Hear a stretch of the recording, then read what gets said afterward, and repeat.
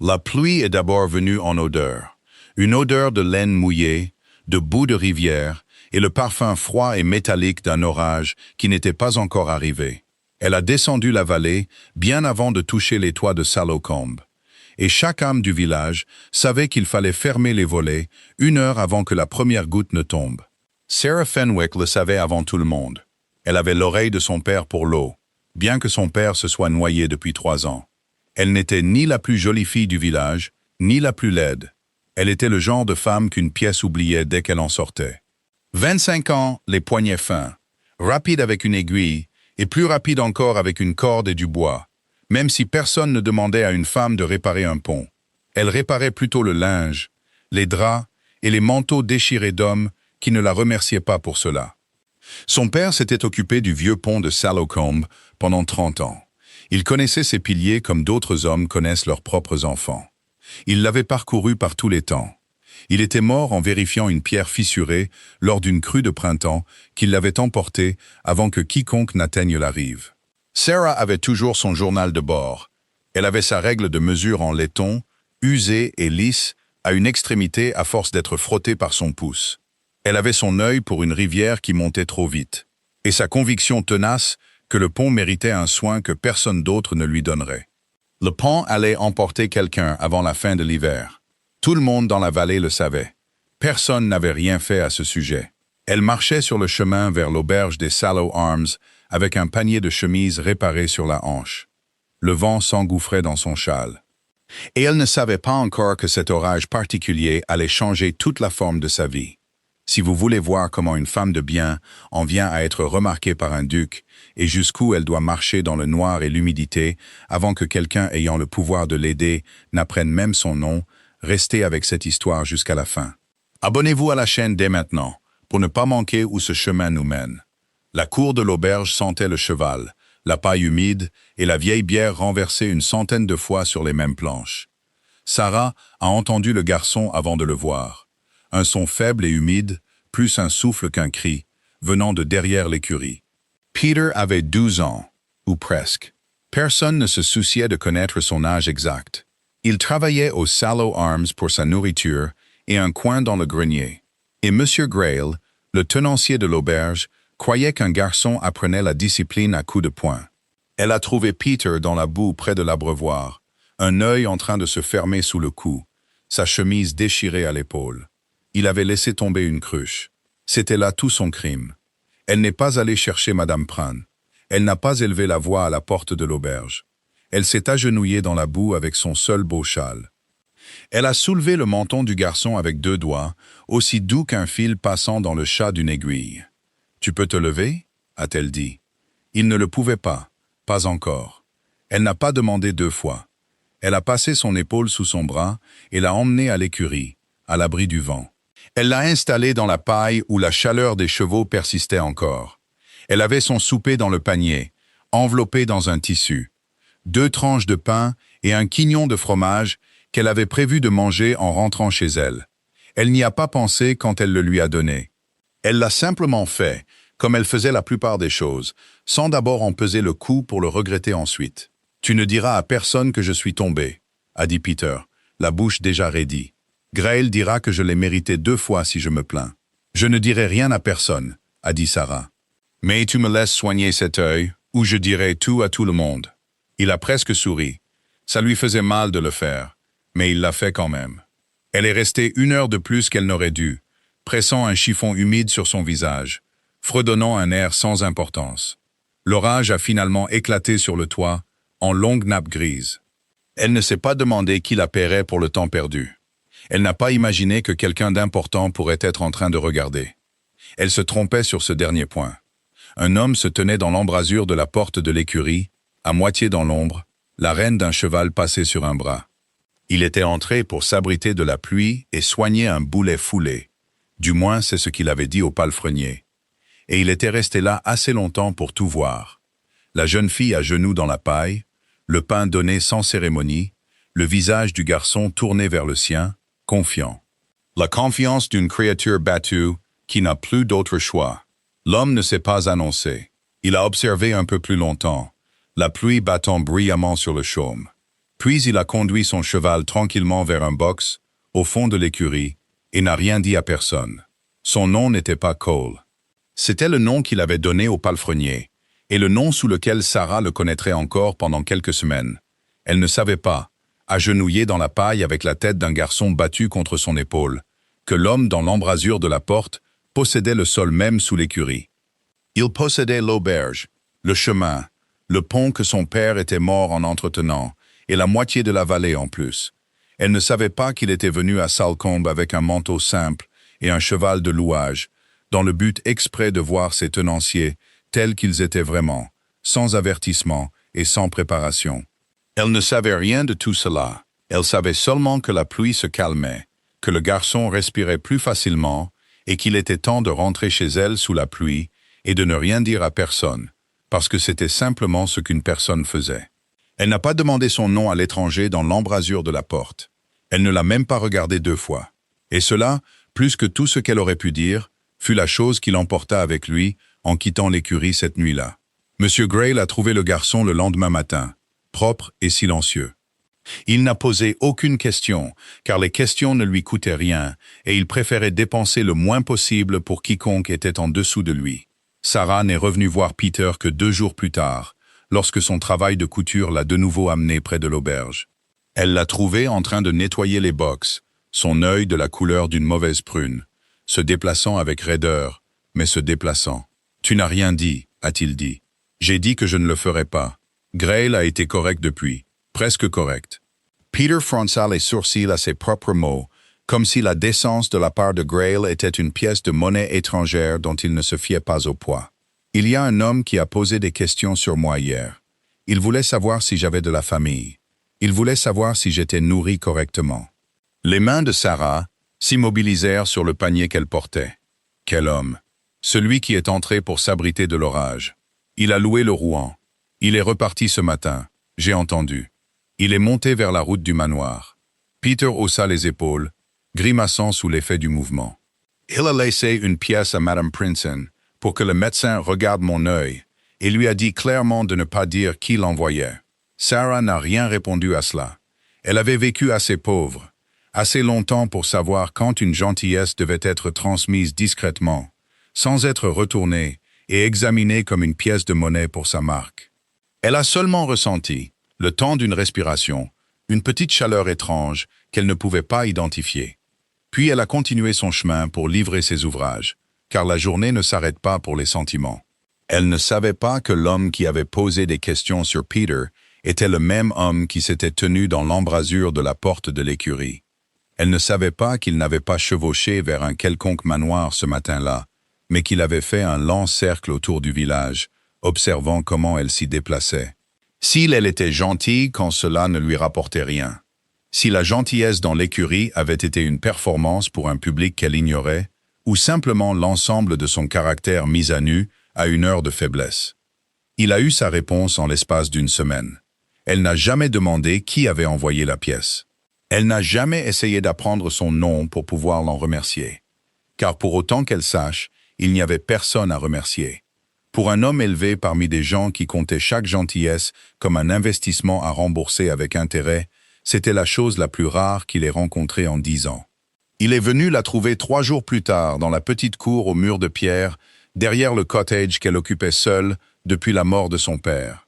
Elle réparait une lisse de clôture avec plus de détermination que d'habileté. « Vous avez fendu le bois », a-t-il dit depuis le portail. « Il faut l'entailler, pas le marteler à plat. » Sarah leva les yeux. L'homme de l'embrasure de la porte de l'écurie, bien qu'elle ne le sût pas encore, se tenait là, son chapeau à la main, dans un simple manteau gris qui avait connu les intempéries. Pas un manteau de gentleman, pas tout à fait celui d'un ouvrier non plus. « Je sais comment entailler une lisse, » a-t-elle dit. « Je n'ai plus de scie assez aiguisée pour le faire correctement. J'en ai une. » Il l'a dit simplement, sans aucune offre de charité. Juste un fait. Je cherche quelqu'un qui connaît la rivière par ici, le vieux pont en particulier. On m'a dit que votre père s'en occupait. Il s'en est occupé jusqu'à ce que ça le tue, a dit Sarah. Elle n'a pas adouci ses mots. Quelle est votre affaire avec le pont, monsieur Cole? Je travaille pour le domaine, a-t-il dit. ce qui était vrai de la manière dont un homme peut dire une chose vraie tout en dissimulant l'ensemble. On dit que le vieux pilier doit être inspecté avant les crues d'hiver. Je préférerais avoir quelqu'un qui comprend l'eau plutôt que quelqu'un qui ne comprend que la pierre. Elle l'a étudié un long moment. Il n'a pas bougé sous son regard. La plupart des hommes qu'elle avait rencontrés se pavanaient quand on les regardait ou s'impatientaient. Louis, il a simplement attendu. De la manière dont un homme attend quand il a appris que l'attente ne lui coûte rien. « Je voudrais être payé », a-t-elle dit. « Je dois gagner ma vie. »« Vous serez payé », a-t-il dit. « Correctement. Pas de façon extravagante. Je n'ai aucune patience pour l'extravagance. » C'était, bien qu'elle ne le sût pas encore, l'une des choses les plus vraies qu'il ait jamais dites à quiconque. Elle a travaillé avec lui pendant la majeure partie de ce mois. Elle parcourait la rive à l'aube, avant de commencer son travail de couture. Elle lui montrait où le courant frappait le plus fort contre le pilier nord, où les anciennes marques de son père étaient encore gravées dans la pierre. Monsieur Cole écoutait plus qu'il ne parlait. Il écrivait des choses dans un petit carnet avec un bout de crayon. Et une fois, alors qu'elle expliquait comment la crue qui avait causé la mort de son père était arrivée sans prévenir parce que personne n'avait pensé à surveiller le déversoir en amont, il est devenu très silencieux et n'a rien dit du tout pendant plusieurs respirations. « Vous l'aimiez » a-t-il dit finalement. Ce n'était pas une question. Il était têtu et froid le matin. Et il m'a appris tout ce que je sais qui vaille la peine d'être su, a dit Sarah. Oui. Monsieur Cole a hoché la tête une fois, comme s'il classait la réponse quelque part en privé. J'ai perdu quelqu'un moi aussi, a-t-il dit. Pas à cause d'une rivière, mais à cause de mon propre mauvais jugement de caractère, ce qui est une noyade plus lente. Il n'a pas donné plus d'explications, et elle ne lui a pas demandé de le faire. Elle avait déjà appris qu'il répondait aux questions qu'il choisissait de répondre, et laissait le reste de côté. Et il y avait une sorte d'honnêteté là-dedans aussi. Il n'était pas beau de la manière dont les filles du village l'auraient remarqué. Son nez avait été cassé une fois, et s'était mal ressoudé. Ses yeux avaient la couleur d'un thé fort, et il manquait très peu de choses. Il souriait rarement, et quand il le faisait, cela semblait le surprendre autant que n'importe qui. « Vous ne riez pas beaucoup », lui a dit Sarah une fois, en le regardant froncer les sourcils sur une mesure. « Je n'ai pas eu beaucoup de raisons de le faire », a-t-il dit. « Donnez-moi une et j'y réfléchirai. »« Réfléchissez-y », a-t-elle dit. « Ou vous allez effrayer les chevaux avec cet air si sombre. » Il a levé les yeux à cela, surpris. Et quelque chose a bougé derrière ses yeux, qui, chez un homme moins prudent, serait devenu un rire franc. Chez lui, ce n'était qu'un relâchement au coin de sa bouche, disparu aussi vite qu'il était venu. Elle a considéré cela comme une victoire malgré tout. La nouvelle lui est parvenue la 2e semaine, par l'intermédiaire de Madame Prine à l'auberge. Peter avait reçu une nouvelle paire de bottes, laissée à la porte de l'écurie sans aucun mot, ses anciennes étant usées jusqu'à la semelle. Sarah a pensé à Monsieur Cole, à son petit carnet et à ses questions prudentes sur les besoins des villageois. Elle n'a rien dit de ses soupçons à personne. Car un soupçon n'est pas une preuve, et parce qu'une partie d'elle voulait, peut-être bêtement, garder pour elle encore un peu plus longtemps, la petite certitude chaleureuse de cette pensée. Elle ne savait pas alors que l'homme qui marchait à ses côtés sur la rive chaque aube, posant des questions prudentes sur les piliers, les courants et la mort de son père, était le duc de Harroway lui-même, le propriétaire du pont, de l'auberge, des bottes aux pieds de Peter et du sol même sur lequel elle se tenait. Elle ne savait pas qu'il avait commencé, de la manière discrète et anonyme d'un homme testant son propre jugement contre le sien, à tomber un peu plus chaque matin dans un sentiment qu'il s'était juré, après ses dernières fiançailles, de ne plus jamais se permettre de ressentir. Elle savait seulement que les matins étaient devenus, sans qu'elle s'en rende vraiment compte, la meilleure partie de ses journées. Les ennuis sont arrivés un mardi, dans une voiture trop belle pour le chemin qu'elle empruntait, et se sont annoncés avant même de s'être correctement arrêtés. Julian Vane était le cousin du duc, le prochain dans l'ordre de succession si quelque chose arrivait à Alaric Vane. Il avait passé la meilleure partie de sa vie d'adulte à attendre avec une patience mal dissimulée que ce malheur arrive. Il était beau comme le givre est beau sur une fenêtre, tout en lignes nettes et charmantes, sans rien de chaleureux derrière. Il riait facilement, un son léger et étudié, 3 temps et pas plus, et il l'utilisait comme d'autres hommes utilisent une lame. Il était venu à Salcombe, a-t-il annoncé à Madame Prine à l'auberge, pour examiner quelques affaires du domaine au nom de son cousin, puisque son cousin était connu pour être en voyage. Il ne savait pas que son cousin se tenait à moins de 30 pieds de là, dans un simple manteau gris, en train d'aiguiser une scie à la forge du forgeron. Et Sarah, balayant le perron de l'auberge, a observé l'échange avec l'immobilité particulière d'une femme qui a appris qu'un gentleman remarque rarement une femme avec un balai à la main. « Et qui est-ce » a dit Julian, tournant ses yeux clairs vers elle, lorsque Madame Prynne a mentionné en passant que Sarah Fenwick avait aidé M. Cole pour l'étude du pont. « Sarah Fenwick, monsieur. Elle raccommode le linge pour la moitié du village. Une raccommodeuse. » La bouche de Julien s'est incurvée. Quelle ingéniosité de raccommoder à la fois le linge et les ponts. Dites-moi, mademoiselle Fenwick, y a-t-il quelque chose que vous ne puissiez pas rapiécer avec une aiguille et une grande dose de présomption? Je ne présume de rien, monsieur, a dit Sarah. Je connais seulement la rivière. Comme c'est charmant que la rivière se confie à vous. Son rire est revenu, 3 tons léger. J'avoue que je trouve cela presque touchant. Une femme aux mains rouges et au métier d'un père décédé qui s'imagine indispensable au domaine d'un duc. C'est le genre d'illusion auquel les pauvres s'accrochent, je trouve, à la place d'une utilité réelle. Sarah n'a pas bronché. Elle a posé le balai contre le mur très soigneusement et a croisé les mains devant son tablier pour qu'il ne puisse pas les voir trembler. « Je n'ai jamais prétendu être indispensable, monsieur, a-t-elle dit. Seulement honnête. Je trouve que cela sert presque aussi bien et coûte considérablement moins cher que ce que vous portez. » Pendant un instant, le sourire de Julian a vacillé, une véritable surprise perçant à travers le vernis.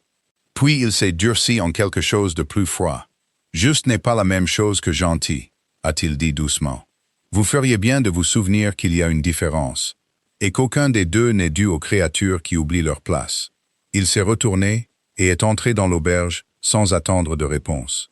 Sarah est restée un long moment dans la cour, les mains toujours croisées, sans trembler, sans pleurer, respirant seulement avec précaution jusqu'à ce que la sensation de chaleur derrière ses yeux passe. Monsieur Cole a traversé la cour depuis la forge, sans se presser. Bien que quelque chose dans sa démarche ait changé. Il ne l'a pas touchée. Il n'a pas non plus offert de réconfort en paroles. Pas au début. Il s'est simplement tenu à côté d'elle, assez près pour qu'elle se sente moins seule dans la cour qu'un instant auparavant. Et il a regardé la porte par laquelle Julian avait disparu avec une expression qu'elle n'avait pas encore vue sur son visage. « Vous ne lui avez pas répondu comme il s'y attendait, a-t-il dit finalement. « Je ne lui ai pas répondu comme il le souhaitait, a dit Sarah. Il y a une différence. En effet, quelque chose comme le quasi-sourire est revenu. Plus bref cette fois. Je suis désolé que vous ayez eu à entendre ça. J'ai entendu pire, de la part d'hommes ayant moins de raisons de se croire importants, a-t-elle dit. Ça ne me coûte rien qu'ils ne me doivent déjà. Mais cela lui avait coûté quelque chose, et ils le savaient tous les deux, même si aucun ne l'a dit à voix haute. Cette nuit-là, en rentrant seule dans le noir, elle a constaté que ses mains n'étaient finalement pas si stables, et elle était contente que personne ne soit là pour le voir. Après ce jour, elle a commencé à garder une petite distance avec M. Cole, qui n'existait pas auparavant. Ce n'était pas qu'il ait fait quoi que ce soit pour le mériter. C'était que les mots de Julian s'étaient logés quelque part sous ses côtes et ne voulaient pas en être délogés. Une femme aux mains rouges et au métier d'un père décédé. Sa pauvreté ne l'avait pas dérangé avant. Pas vraiment. Pas comme une chose dont il fallait avoir honte. Mais elle la dérangeait maintenant. Marchant à côté d'un homme qui parlait comme un ouvrier et se déplaçait comme toute autre chose. Un homme qu'elle avait commencé, contre tout instinct raisonnable, à attendre avec impatience chaque aube. « Vous êtes devenue silencieuse », a-t-il dit. Le 3e matin, elle a répondu à ses questions avec moins de mots qu'auparavant. « J'ai du travail qui m'attend », a-t-elle dit. La couture ne se fait pas toute seule. Il l'a étudiée. Et elle a senti le poids de son attention comme elle sentait le temps venir. Une pression avant la pluie. Julian vous a dit quelque chose de plus que ce que j'ai entendu. Il a dit ce que les hommes comme lui disent toujours aux femmes comme moi. Ce n'est pas nouveau. Je n'ai pas besoin que ce soit répété ou défendu. Elle a gardé les yeux sur l'eau. Je préférerais que vous ne vous en souciez pas, Monsieur Cole. Vous avez vos propres affaires ici. J'ai les miennes. C'était, elle le savait même en le disant, une sorte de retrait. Elle n'aurait pas pu nommer exactement ce qu'elle protégeait, que ce soit sa fierté ou quelque chose de plus fragile qui commençait à grandir en dessous. Mais elle s'est retirée de la compagnie facile du matin tout de même, et s'est dit que c'était juste du bon sens. Un agent du domaine, aussi gentil, aussi prudent avec une scie et un maître, n'était pas un homme dont la fille d'une raccommodeuse avait le droit de s'éprendre. La cruauté de Julian Vane avait au moins le mérite de la clarté. Elle lui rappelait exactement où était sa place. Monsieur Cole n'a pas insisté. Il a seulement hoché la tête une fois et a dit « comme vous le souhaitez ». Et les matins suivants furent plus courts, plus silencieux et plus froids d'une manière qui n'avait rien à voir avec la saison. C'est Madame Prynne qui a rompu le silence 3 jours plus tard, autour d'une chope de petites bières que Sarah n'avait pas demandé et ne pouvait pas se permettre de refuser. « Vous avez entendu, je suppose, » a dit Madame Prynne, à propos du loyer de la veuve Coombs. « Qu'est-ce qu'il y a à ce sujet ?»« Payé, en totalité, jusqu'à la Saint-Michel. Et la toux de son fils a été soignée par un vrai médecin d'Alnwick, envoyé spécialement. Elle n'a jamais demandé qui avait arrangé ça. Le message disait seulement que l'expéditeur ne souhaitait ni remerciement ni nom. » Les yeux de Madame Prynne étaient vifs par-dessus le bord de sa propre chope. Et le toit du meunier a été réparé avant le gel, de la même manière. Et les bottes de votre Peter, que vous ne m'avez jamais mentionnées, bien que je sache que vous savez d'où elles viennent. Les mains de Sarah se sont immobilisées autour de sa chope. Qui a-t-elle dit? Qui fait tout ça? Ça, a dit Madame Prynne. C'est la question même à laquelle personne dans ce village n'a réussi à répondre, bien que la moitié d'entre eux aient leur supposition. Je vous donne la mienne pour rien. Ça a commencé la semaine où Monsieur Cole est venu loger ici. Sarah n'a rien dit pendant un long moment. Dehors, la lumière devenait dorée et fine, comme elle le faisait avant un crépuscule précoce. Et quelque part dans le chemin, un chien a aboyé une fois et s'est tu. « C'est un agent », a-t-elle dit finalement, bien que cela soit sorti moins certain qu'elle ne le voulait. Pour le domaine. « Oui », a dit Madame Prynne, et quelque chose de sec a bougé au coin de sa bouche. C'est ce qu'il dit être. Sarah est rentrée chez elle, plus lentement que d'habitude ce soir-là, retournant toute l'affaire dans sa tête. Un agent du domaine ne réglait pas, en règle générale, discrètement les dettes de chaque pauvre âme d'un village qu'il ne visitait que depuis 1 mois. Un agent du domaine ne demandait pas, avec un soin si particulier, si un garçon d'écurie battu avait des gens pour s'occuper de lui. Elle a pensé à la pièce laissée pour le médecin de Peter. Elle a pensé aux bottes. Elle a pensé à l'immobilité de Monsieur Cole, le jour où Julian l'avait insulté, à la façon dont il ne l'avait pas touché, n'avait pas parlé, s'était seulement tenu assez près pour qu'elle ne soit pas seule face à cela. Elle n'avait pas encore toute la vérité, mais elle en avait assez pour savoir que son retrait de ces derniers jours avait été une erreur fondée sur l'orgueil, et que, qui que soit vraiment Monsieur Cole, il avait été plus gentil avec son village, et avait demandé moins de crédit pour cela que n'importe quel homme de rang dont elle avait jamais entendu parler. Elle a résolu, en marchant sur le dernier tronçon sombre du chemin menant à son cottage, de le lui dire le lendemain matin. Elle n'en a pas eu l'occasion avant que la tempête ne la trouve d'abord, sous une forme différente et bien plus dangereuse que la pluie. Tout a commencé par un bout de papier qui s'est envolé dessous la porte arrière de l'auberge et s'est accroché à la botte de Sarah alors qu'elle passait dans la cour avec ses ouvrages le mercredi soir. Elle aurait pu le laisser là. Elle avait, Dieu sait, assez de ses propres problèmes à régler. Mais l'habitude de son père, l'a fait se pencher pour ramasser tout ce que le vent essayait d'emporter, et ce qu'elle y a trouvé écrit, d'une main hâtive, lui a coupé le souffle. Le pilier cède au 3e pilier, coupé avant l'aube jeudi, assez bas pour que ça ne se voie pas, jusqu'à ce que le poids soit dessus. Son Altesse traverse avec l'escorte aux premières lueurs. 24 hommes tous ensemble, d'un seul coup. Pas de survivants pour contester. Elle l'a lu 2 fois pour être certaine que ses yeux ne l'avaient pas trompée. Et puis une 3e fois, les mains devenues froides, parce que le sens ne changeait pas, peu importe combien de fois elle le regardait. Son Altesse, pas Monsieur Cole, un agent. Son Altesse, le duc lui-même, devait traverser le pont aux premières lueurs du jeudi, avec une escorte de 24 hommes, et quelqu'un voulait que le pont s'effondre sous eux. Elle a compris, en l'espace d'une respiration retenue, précisément qui devait être Monsieur Cole, et précisément dans quel danger il se trouvait. Et elle a compris aussi, avec une certitude plus froide, Exactement quelle main elle soupçonnait derrière le papier dans son poing. Un homme qui parlait d'utilité, d'illusion et de connaître sa place n'avait pas besoin de manier une lame lui-même pour être dangereux. Il avait seulement besoin d'hommes prêts à être payés. Elle a couru pour trouver M. Cole, et un garçon à l'écurie lui a dit qu'il était parti à cheval cet après-midi-là vers Hornworth et n'était pas attendu avant le lendemain soir, bien après l'aube du jeudi. Il n'y avait pas le temps d'envoyer un message et d'espérer qu'il arrive avant lui. Il n'y avait pas de magistrat à Salcombe avec l'autorité ou la rapidité pour agir sur un bout de papier trouvé contre une botte. Il n'y avait qu'elle-même et la rivière qu'elle connaissait depuis qu'elle savait marcher, et le troisième pilier d'un pont que son père était mort en essayant de sauver. Elle n'a pas dormi cette nuit-là. Elle s'est assise près de son petit feu, avec le journal de bord de son père, ouvert sur ses genoux, traçant les anciennes marques qu'il avait faites de la construction du pilier, les profondes fondations en pierre, coulées avant que l'un ou l'autre ne soit né.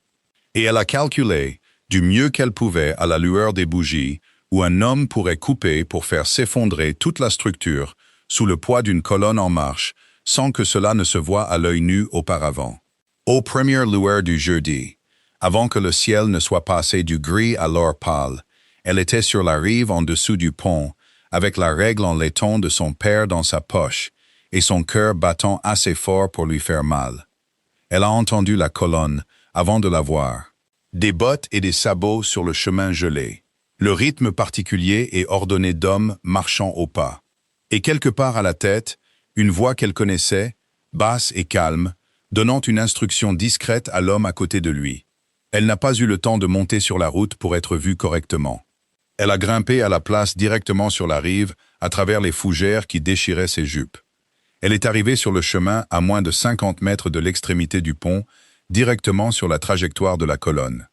Ses cheveux défaits de leurs épingles et son souffle déchirant sa poitrine. « Arrêtez !» a-t-elle crié, et sa voix, aussi fine soit-elle, a porté dans l'air froid du matin. « Arrêtez ! C'est un piège ! Ne traversez pas !» La colonne s'est arrêtée en une vague désordonnée, les chevaux s'effarouchant, les mains des hommes se portant sur leurs armes par pur instinct de surprise. À la tête, un homme sur un grand cheval baille s'est retourné et, pendant un étrange moment suspendu, Sarah a regardé le visage de M. Cole. Vêtue maintenant d'un manteau sombre avec une chevalière captant la faible lumière, elle a compris sans aucun doute qui il était vraiment. Le troisième pilier, a-t-elle haleté, à moitié plié en deux par la course. Il a été coupé pendant la nuit, conçu pour céder quand le poids de la colonne arrivera dessus. J'ai trouvé la note. Quelqu'un veut qu'aucun de vous ne survive. Pendant un battement de cœur, le duc de Harwick n'a pas bougé du tout. Puis il est descendu de son cheval, comblant la distance entre eux en 3 longues enjambées. Sa main a attrapé son coude, non pas pour se stabiliser lui-même, mais pour la stabiliser elle. Car elle avait commencé, maintenant que la course était terminée, à trembler. « Montrez-moi », a-t-il dit. Elle l'a conduit jusqu'à la rive, et 2 de ses hommes ont suivi avec des lanternes, bien que la lumière se levait. Et là, sous le troisième pilier, à moitié caché par le remous ordinaire de l'eau, le mortier avait été ébréché en une longue ligne nette. La pierre était affaiblie juste assez pour qu'un œil exercé ne le remarque pas, mais pour que le poids d'une colonne non avertie ne le supporte pas. 20 minutes de plus, a dit le duc doucement, en regardant la fondation en ruine, et nous aurions été dessus. Il a donné des ordres d'une voix basse et égale, envoyant des cavaliers pour tenir le guet plus en amont, en envoyant d'autres vers le manoir avec la nouvelle de ce qui avait été trouvé. Et pendant tout ce temps, il n'a pas lâché le bras de Sarah, comme si une partie de lui ne faisait pas encore confiance au matin pour ne pas l'emporter, elle aussi. « Vous saviez, » lui a-t-elle dit, quand le plus gros des ordres fut donné, et qu'ils se tinrent seuls un moment au bord de la rive, la colonne se reposant du bon côté, pendant qu'un passage plus sûr était trouvé. « Vous saviez tout ce mois, et vous m'avez laissé croire que vous étiez un agent. »« C'est exact, » a-t-il dit. Il n'y avait aucune défense dans ces mots, aucune excuse offerte à l'avance. J'ai voulu, depuis la nuit où je vous ai vu donner votre propre souper à un garçon battu, sans rien demander à personne en retour, savoir qui vous étiez quand vous pensiez qu'aucun rang de ma part ne pouvait vous voir. C'est le seul test dans ce monde qui dit la vérité sur une personne. Tous les autres peuvent être préparés. Et ai-je réussi votre test, Votre Altesse? Elle a dit le titre sans l'adoucir, et il est sorti plus sec qu'elle ne l'avait prévu. Vous avez sauvé 24 hommes et un duc que vous aviez toutes les raisons de détester, sur la base d'un bout de papier et des vieilles marques de votre père dans un livre, a-t-il dit. Je pense que le test a été réussi bien avant ce matin. Je pense qu'il a été réussi dans une écurie sous la pluie, quand vous pensiez que personne d'important ne regardait. Ils sont retournés au manoir 1 heure plus tard, les colonnes ayant été déviées en toute sécurité par le guet supérieur. C'est dans le petit salon du matin du manoir, réchauffé par un feu que quelqu'un avait judicieusement ravivé, qu'il lui a tout raconté. « Mon nom est Alaric Vane », a-t-il dit, debout près de l'âtre, les mains nonchalamment jointes, ne jouant plus l'immobilité prudente de M. Cole, mais quelque chose de plus brut en dessous. « Duc de Harwick, le pont est à moi, l'auberge est à moi. Les bottes de Peter étaient à moi de les donner, bien que j'ai demandé que mon nom ne les accompagne pas, car un cadeau avec un nom attaché devient une dette, et je ne voulais pas de dette de la part de gens qui n'avaient rien à donner. Pourquoi? A dit Sarah. Pourquoi venir déguisé? Pourquoi ne pas simplement être qui vous êtes et faire le bien que vous voulez faire?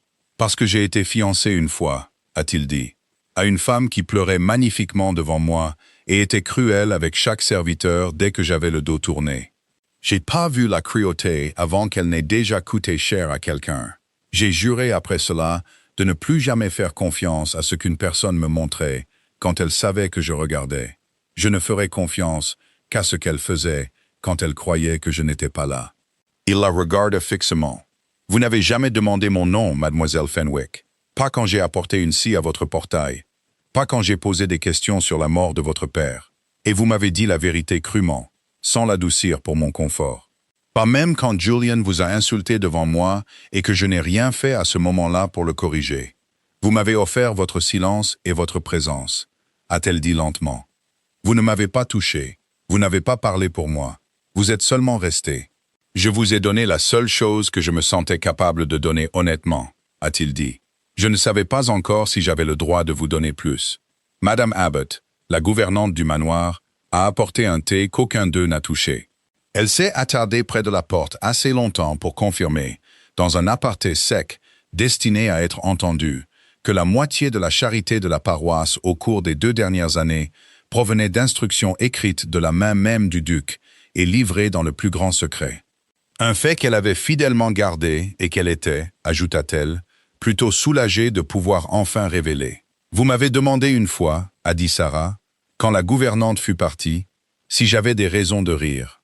Je trouve, Votre Altesse, que j'ai bien plus de raisons ce matin qu'il y a 1 heure. Bien que je soupçonne qu'il ne soit pas décent de rire après avoir failli être projeté d'un pont, je vous l'autoriserai, a dit Alaric. Et quelque chose sur son visage s'est enfin détendu en cette chose qu'elle avait poursuivie pendant 1 mois sans connaître son nom. Je trouve que j'ai des raisons moi aussi. Le pont a été réparé en 15 jours. La pierre taillée a été remplacée sous l'œil des maçons qu'Alaric a fait venir d'Anworth. Et Sarah se tenait sur la rive, avec la règle en laiton de son père à la main, pendant qu'il travaillait, vérifiant leurs mesures par rapport aux marques dans le journal de bord d'un homme mort. Et personne n'a trouvé étrange qu'un duc se tienne à ses côtés tout le temps, parlant peu, observant tout. Julian Vane a été retrouvé en 3 jours, non pas par une confession de sa part, mais par le témoignage d'un homme de main arrêté au guet, qui a préféré un exil tranquille à un procès public. Il n'y a eu aucune violence dans sa chute. Alaric a simplement retiré toutes les allocations, toutes les courtoisies, toutes les portes du comté qui s'étaient autrefois ouvertes à un cousin du duc. Et Julian est parti pour le continent en moins d'1 mois, avec un petit revenu, et aucune compagnie disposée à le fréquenter. Son rire, ce son léger à 3 temps qui avait autrefois coupé si facilement, n'a plus été entendu à Salcombe. « Je ne vous demanderai pas de me répondre ce soir, » lui a dit Alaric, quelques semaines plus tard, debout à son propre portail, dans la dernière lumière dorée d'un début de soirée de printemps. Son chapeau à la main, comme la toute première fois. J'ai demandé une fois une réponse à une femme qui l'a donnée par devoir, plutôt que par vérité. Et j'ai vécu assez longtemps avec les débris de cela pour savoir qu'il ne faut pas faire 2 fois la même erreur. Je vous le demanderai en été si vous le souhaitez. Je vous le demanderai dans 1 an. Votre nom sera aussi en sécurité avec moi que votre oui, quel que soit le moment où il viendra. Vous attendriez 1 an, a dit Sarah. Pour une femme aux mains rouges et au métier d'un père décédé, j'attendrai considérablement plus longtemps que cela, a-t-il dit. Pour la seule personne que j'ai jamais rencontrée qui n'a pas changé de comportement une fois qu'elle a su que je pouvais la voir. Sarah le regarda un long moment. Le vent soufflait doucement à travers la haie entre eux. Et elle constata, en cherchant en elle le doute, qu'il n'en restait plus aucun. Oui, a-t-elle dit. C'était le seul mot dont elle avait besoin.